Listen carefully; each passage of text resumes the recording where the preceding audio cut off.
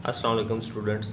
उम्मीद है कि आप लोग सब खैरियत से होंगे। आज का जो हमारा टॉपिक है वो surface chemistry MSc chemistry part 2 को हम स्टडी कर रहे थे। उसमें एक मोस्ट इम्पॉर्टेंट क्वेश्चन है जो कि 25 नंबर का काफ़ी दफ़ा पेपर में आया हुआ है, ऑटो कैटालिसिस और इसकी हम काइनेटिक्स को स्टडी करेंगे। ठीक है, ऑटो कैटालिसिस होता क्या है? सबसे पहले ये मैं आपको बताता हूँ। The type of catalysis in which product form और एक्ट एज अ कैटलिस्ट। ये ऐसी टाइप है कैटालिसिस की जिसमें जो प्रोडक्ट बन रहा होता है ना, वही एज कैटलिस्ट यूज होता है और फर्दर कैटलाइज करता है रिएक्शन को। ठीक है, ये इसे कहते हैं ऑटो कैटलाइज्ड। हमने कोई कैटलिस्ट यूज़ नहीं किया, जो प्रोडक्ट बन रहा है वही क्या कर रहा है, उसी रिएक्शन को क्या कर रहा है, स्पीड अप कर रहा है। कैटलिस्ट का क्या मतलब होता है?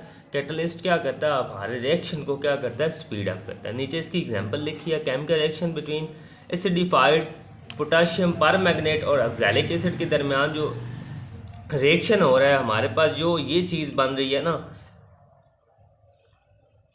MnSO4 यानी मैग्नीज सल्फेट जो बन रहा है, ठीक है, वो क्या करेगा, यहाँ पे ऑटो कैटालिस्ट के तौर पे क्या करेगा, एक्ट करेगा। ठीक है, अब इसकी काइनेटिक्स जो मोस्ट इम्पॉर्टेंट है और जो पेपर में पूछता है उसकी तरफ चलते हैं।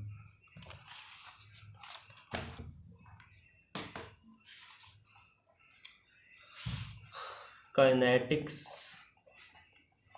Of auto catalysis. Kinetics of auto catalysis को डिस्कस करते हुए हम दो रिएक्शंस को कंसिडर करेंगे। एक A gives us B plus C. अब ये इसको मैं एक रिएक्शन नंबर 1 का नाम दूंगा, और फिर again A plus B gives us B plus C. अब जो पहला है ना पहला रिएक्शन हम कहते हैं, पहले रिएक्शन को ये सिंपल रिएक्शन है। क्या है? सिंपल रिएक्शन है। दूसरों को ऑटो कैटालाइज्ड रिएक्शन कहते हैं। क्यों कह रहे हैं? सिंपली जो बी प्रोडक्ट बन रहा है, अगेन वो क्या कर रहा है, एज कैटलिस्ट, और उसी रिएक्शन को क्या कर रहा है, कैटलाइज्ड कर रहा है। तो ये हमने कोई यानी कि बाहर से कैटलिस्ट नहीं डाला, जो प्रोडक्ट बन रहा है वही एज कैटलिस्ट यूज हो रहा है, तो ये ऑटो कैटलाइज सेकंड वाला रिएक्शन होगा। अब इसमें ना 3 केसेस हैं ऑटो कैटलाइज्ड रिएक्शन या ऑटो कैटालिसिस की काइनेटिक्स को डिस्कस करते हुए 3 केसेस हमारे पास बनते हैं। जो फर्स्ट केस है उसमें हमारे पास होता है when case one when initial concentration of जो आपका ऑटो कैटालिस्ट उसकी जो इनिशियल कंसंट्रेशन होगी वो क्या होगी, 0 होगी। ठीक है, वो 0 होगी।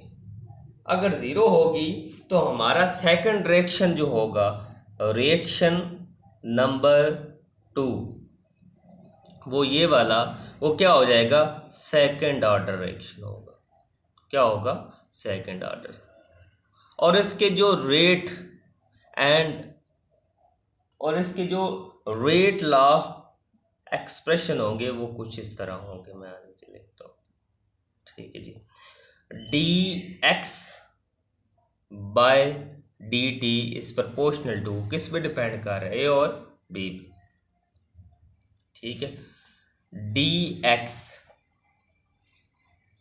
ए की जो है ना कंसंट्रेशन, पहले ए होती है, फिर x जब प्रोडक्ट बनता है तो a माइनस एक्स लिखते हैं, और b क्या है, प्रोडक्ट है तो x लिखते हैं। बात समझ आए?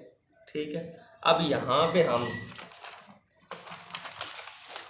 जब प्रोपोर्शनैलिटी हटाते हैं तो आपको पता है क्या आता है, कांस्टेंट आता है। ठीक है, k1 a minus x into x.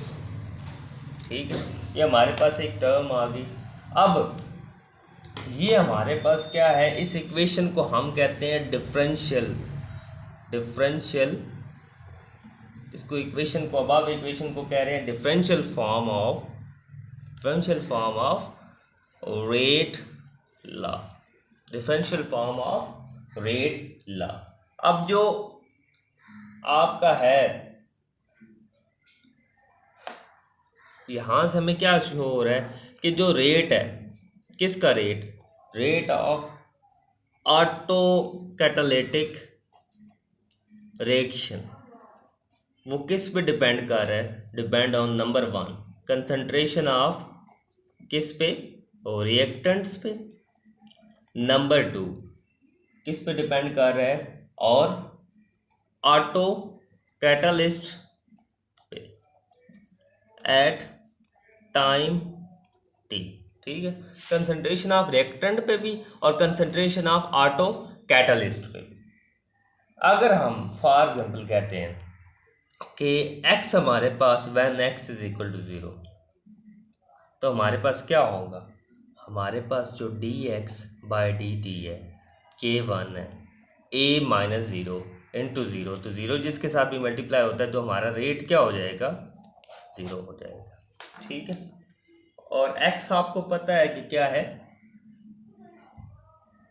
Auto catalyst की कंसंट्रेशन, यानी जो प्रोडक्ट बन रहा है उसकी कंसंट्रेशन।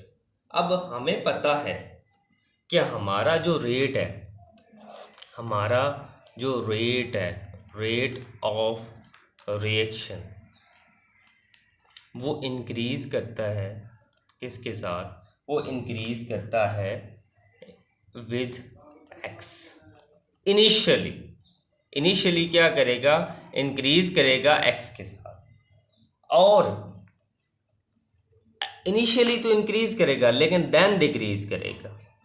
एक सर्टन वैल्यू के बाद जाके क्या होगा, ये डिक्रीज करना स्टार्ट कर देगा विद इंक्रीज ऑफ x।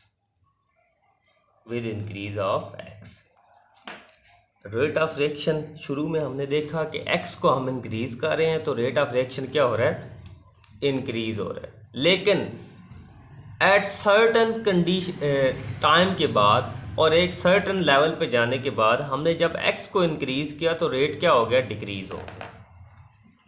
ठीक है, इसको हम इस तरह शो करते हैं ग्राफिकली। इसको ग्राफिकली अब मैं शो करता हूँ कि किस तरह होता है। हमने क्या किया, ग्राफ बनाया, ठीक है, x को किधर ले लिया, x एक्सिस पे, और y एक्सिस पे क्या ले लिया, रेट ले लिया। ठीक है, अब यहाँ से हमारा कुछ ग्राफ इस तरह आएगा कि ये एक मैक्सिमम कंसंट्रेशन पे गया जहाँ पे रेट भी हमारा क्या है, मैक्सिमम है, और यहाँ से क्या होगा, नीचे आ जाएगा। ठीक है, अब यहाँ पे इस जगह तो जो रेट है वो क्या है, मैक्सिमम। क्यों मैक्सिमम है, ये उस वैल्यू पे मैक्सिमम है, एक सर्टन वैल्यू आ गई है x की। ठीक है, वो x की वैल्यू एक आ गई है जिस वैल्यू पे जाके रेट मैक्सिमम हो गया। इस वैल्यू के बाद रेट क्या होगा, डिक्रीज हो जाएगा, और इस वैल्यू को हम अभी कैलकुलेट भी करते हैं, और यहाँ पे x is equal to a/2 होगा। ठीक है, को बात समझ आई। ये इसको अगर हम ड्रॉ करें इस तरह तो बाकायदा a/2 निकालते भी हैं। अब आपको पता है कि d/dx क्या है, रेट है, क्या है, वो रेट है। तो जब रेट मैक्सिमम होता है ना, जब रेट मैक्सिमम होता है, रेट इज मैक्सिमम, ठीक है, तब हमारे पास जो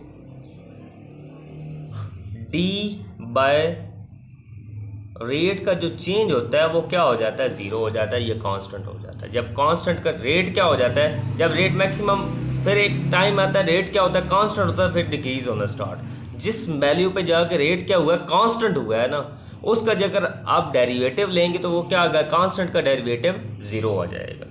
ठीक है, अब रेट हमें पता है k1 a into x, k1, ठीक है, रेट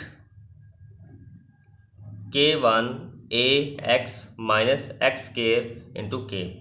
जब हम रेट का क्या करेंगे, डिफ्रेंशिएट करेंगे with respect to x rate को। ठीक है, तो यहाँ पे x का डेरिवेटिव क्या आ जाएगा, 1, और यहाँ पे एक्स स्क्वायर का, जब हम एक्स स्क्वायर का डेरिवेटिव लेते हैं तो क्या आता है, 2x, तो 2x k1 आ जाएगा। तो बात समझ आई, ये हमारे पास आ गया। जब मैंने आपको कहा कि एट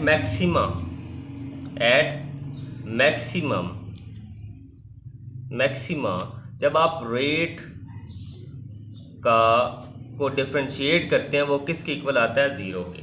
जब हम इसको ज़ीरो के इक्वल रखेंगे तो हमारे पास k1a minus 2xk1 is equal to क्या हो जाएगा, ज़ीरो हो जाएगा। जब उधर लेके जाएंगे k1a is equal to 2ax1, ये क्या हो जाएगा, कैंसिल, और यहाँ से a की हमारे पास वैल्यू क्या आएगी, दिस। अब ये वो केस था जहाँ पे हमारे पास ऑटो कैटलिस्ट की या जो हमारे पास auto catalyst concentration, initial concentration क्या थी, ज़ीरो थी, तो हमारे पास x की वैल्यू क्या आ गई, a/2 आ गई।